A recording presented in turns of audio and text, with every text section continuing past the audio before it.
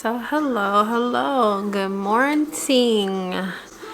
It is Friday, April 19th, and I am doing another book review, 2-in-1, because I just finished the 6th book in the Ghost series.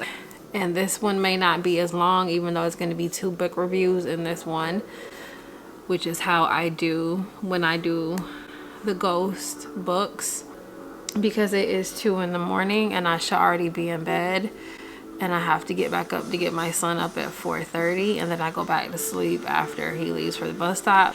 I should already be in bed. I just said I would just go ahead and record this very quickly. So I just finished the 6th one, but this is going to be the 5th and the 6th one.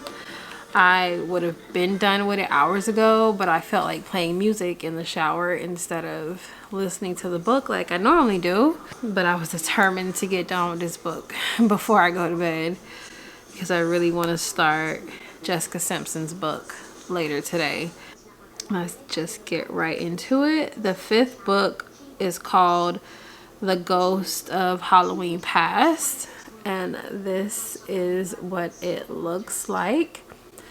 And basically it was about another house in the same town, city where the Marlowe house is located, and it is supposed to be the only house in town that people know as a haunted house. And every Halloween, kids will go and basically vandalize the house, break into it, steal stuff out of it. Well, really just break into it, vandalize it. But they say it's haunted.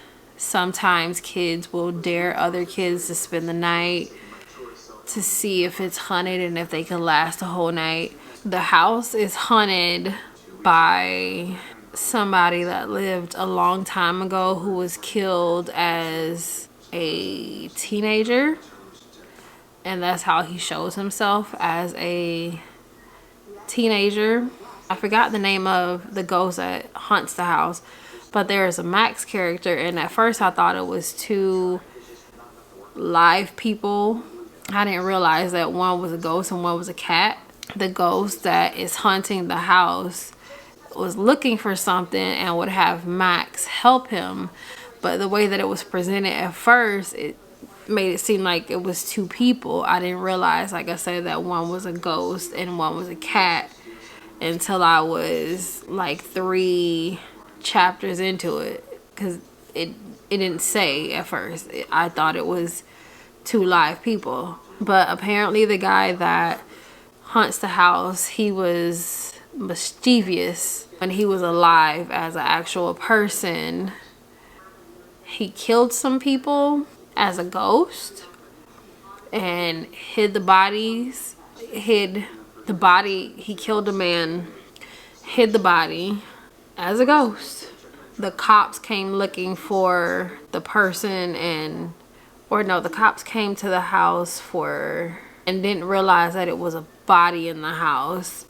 And they found a trunk where the body was, and they found blood, but they didn't find the body. The ghost had hid the body somewhere different. Danielle, who is the owner of Marlowe House, the bed and breakfast that is haunted by the old owner, I can't remember how she went to the house, but she went to the house, and the ghost that haunts the house realized that she could see him. So he lured her back to the house and trapped her in the house, and she was missing. So her friend went to the house to look for her, and she got trapped. They were both trapped, and the cop got both of them out in the end. But the ghost that haunted the house, he was stuck there because he was looking for this journal, because when he was alive, he was dating the owner's daughter. The owner's daughter didn't like him, and they had got in an argument, and the owner killed him and took his body to the ocean, to the beach, and that's where he was found. And the owner wrote in a journal about what happened, when they got in the argument and he killed him, the boy went back to the house after he died. Like his spirit went back to the house and he was trapped there. Like his spirit was trapped there, but he could only come during Halloween, and that's why people say it was haunted, but only during Halloween. He would go back to the cemetery after Halloween. His spirit would go back to the cemetery after Halloween, but during Halloween, like the week of Halloween, his spirit would go to the house. And that's how it became the haunted house in the city. But his spirit was trapped there because he was looking for the journal. And for pretty much the whole book, it doesn't say what he's looking for, but it just says he's looking for something. But it doesn't say what until almost the end of the book. And he says, or I would say a little bit past halfway, he says that it's a journal that he's looking for. That's why his spirit is trapped there. And Max, he escapes the house, and the cat escapes the house. The ghost is not a good ghost. This was before Danielle got trapped. And he ends up somewhere across from Marlowe house, and he's watching Danielle. And I'm thinking that it's a guy, not a cat. This is before it's revealed that it's a cat. So I'm like, there's a human watching her? That's kind of weird. That's kind of creepy. And he goes to Marlowe house and he becomes her pet, her cat. Danielle's neighbor, she was the owner of the haunted house, some relative. And long story short, she has the journal that the ghost is looking for that has him trapped. By the end of the story, she takes it to him, and then his spirit is finally free.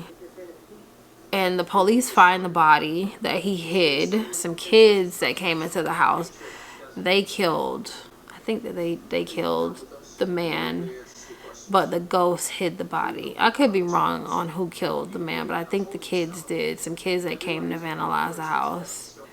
But the police ended up finding the body because Danielle made him put the body where the police could find it. The moral of the story is that he was trapped at the house because he was looking for this journal that told what happened to him. Danielle's new neighbor, she had the journal. She was some relation to the owner that killed the boy. So that's kind of the gist of that story. Like, I know I was all over the place. It's kind of hard to remember when I've read another book since then or listened to another book since then. And that's been like a week ago. And then also I'm tired. But that's the gist of it. It's a ghost that has been hunting the house for many years, and it's known as a haunted house in the town. But he only comes and hunts it during Halloween. And he has been hunting it because he's been looking for this journal that talked about what happened to him. All of it, puzzles put together by the end of the book, as with all of these. So that's the gist of that one. And again, it is called The Ghost of Halloween Past, and that is what it looks like again. And like I say with all of these, they are great books. This is the 5th of the series. I love them. I think they are great reads or great audibles. I would highly recommend. So now I'm gonna go into the one that I just finished, the 6th book, which is called The Ghost Who Came for Christmas. And this is what it looks like. The Marlowe house, which is always the main character of these books, minus the 5th one. It was not. The other house was Preston House or something like that. That one was the main character, but overall, Marlowe house is the main character of all of these books. Danielle was doing like a Christmas open house, and she knew she was gonna get busy with reservations and stuff around Christmas and New Year's. This one was very interesting. I enjoyed this one. This one was probably my favorite out of the now 6 of this series that I've listened to so far. She had a lot of people that checked into the B&B for Christmas. This one is very complicated. It's kind of hard to explain. A guy named Chris, a girl named Anna, a guy named Patrick, a lady named either her daughter's named Jackie, but a lady and her daughter checked in. All those people, Chris, Anna, Patrick, a lady and her daughter. But Anna kind of just showed up. And the lady and her daughter, they won like a sweepstakes or something to stay at Marlowe House. But it wasn't Danielle who did any type of sweepstakes. Somebody called the mom and said that they won a trip to stay at Marlowe House. Plane ticket was paid for. Their stay at Marlowe House was paid for. But it wasn't Danielle, and she found that very strange. And the lady and her daughter are on hard times. They had been living out of her car and just different places since her husband died, the girl's father. So clearly somebody knew and lied and said that they were from the bed and breakfast and that they won a sweepstakes. And a guy named Patrick, he also came to stay at Marlowe House for Christmas, and a guy named Chris, and Chris was like a drifter. He lived on somebody's boat, like he just kind of bounced around. And Anna, she just showed up one night. Long story short, Anna and Chris, it was like they knew each other throughout the story. They bickered a lot. He made a fake threat saying he would kill her when they all went out to eat. The police heard him. Anna went missing and he was like their prime suspect. And all while everybody's trying to figure out where Anna is, another body surfaces in the water and they think that it's Anna, but it turns out not to be Anna. And the ghost followed one of the police officers to the Marlowe House when he went to question them, because she didn't know she was dead, this spirit. She was trying to get the police officer to talk to her at the scene, the beach, and they couldn't hear her. Like I said, she thought she was alive, but she was dead. So she followed him back to the house, and she popped up after he left, and they found out that it wasn't Anna, but Anna was still missing. But we'll get to that in a minute. All the guests got along. They did all this Christmas stuff, decorated cookies and the Christmas stockings with the gifts and presents on the tree. And also the mom and her daughter, whoever told her that she won the sweepstakes, said that there would be Christmas presents that were going to be brought the night before Christmas for her and her daughter. And that happened. They were like telling stories about each other's lives to each other as a group. The mom with the daughter realized that her and Patrick were brother and sisters based off of their stories, and they did a DNA test. By the end of the book, they realized that Anna was actually their mother, that their mother came back as somebody else. There was a picture that looked just like Anna. It was their mom. And they realized that it was their mom coming back as a human to show herself to them. Anna wasn't actually a person, it was their mom. And it made sense because like when she went missing, she was wearing a nightgown, and in the picture of their mom, she was wearing the exact same thing, and their mom has been dead. And they were both adopted. And the mom that had the daughter, she knew she had a brother. She had been looking for him. And Patrick had been told by his mom, like brainwashed to believe that his memories of his sister, the mom with the daughter, were fake and they weren't real, because he was 6 years old when their parents died. And his adopted mom made him think that all those memories were fake and that it was just his imagination. So he started to believe that. But his sister, she knew she had a brother. She was older and she had been looking for him. They just kind of put two and two together based off their stories that they were brother and sister. And then this picture thing, and when Anna went missing and what she was wearing, they realized it was their mom's spirit coming back as a younger version of herself, and her and Anna looked identical according to this picture.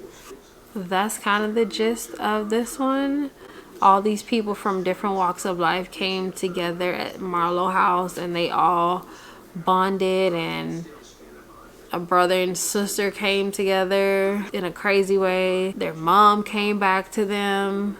There's this, I don't know what you would call them, like this cult called Earthbound Spirits that has been since the 4th book, and they are basically like a church type cult, and they try to brainwash people who they consider to be weak, like people who don't have parents or like come from foster care, or like Danielle who lost her parents and her husband. They try to brainwash them into believing this crazy religion. And Patrick, he was a part of that.